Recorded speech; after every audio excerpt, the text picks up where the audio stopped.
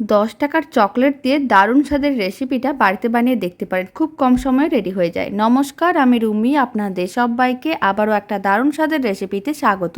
প্রথমে আমি এখানে 5টা 10 টাকার চকলেট নিয়েছি। কড়াইতে জল গরম করে নিয়েছিলাম। গরম জলের মধ্যে চকলেটগুলো দিয়ে দিতে হবে। প্যাকেট সমেত দিয়ে দিলাম। 1 মিনিটের মতন এইভাবে গরম করে নিচ্ছি যাতে চকলেটগুলো মেল্ট হয়ে যায়।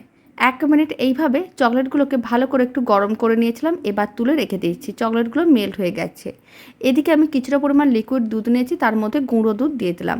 আর দিয়ে দিলাম অল্প একটু টুকরো চীনাবাদাম। এবার খুব ভালো করে মিশিয়ে নিতে হবে। তারপরে চকলেটের প্যাকেটগুলো এইভাবে কেটে নিতে হবে। আপনারা দেখুন চকলেটটা মেল্ট হয়ে গেছে। যে মিশ্রণটা রেডি করে নিয়েছিলাম সেখান থেকে কিছুটা করে দিয়ে দিতে হবে আর খুব ভালো করে মিশিয়ে নিতে হবে। আর একটা করে স্টিক দিয়ে দিতে হবে। এবার ডিপ ফ্রিজে রেখে ঠান্ডা করে নিয়েছিলাম। দারুণ স্বাদের আইসক্রিমটা একেবারেই রেডি। বাড়িতে বানিয়ে দেখতে পারেন, খেতেও বেশ ভালো হয়। আশা করি ভালো লাগে।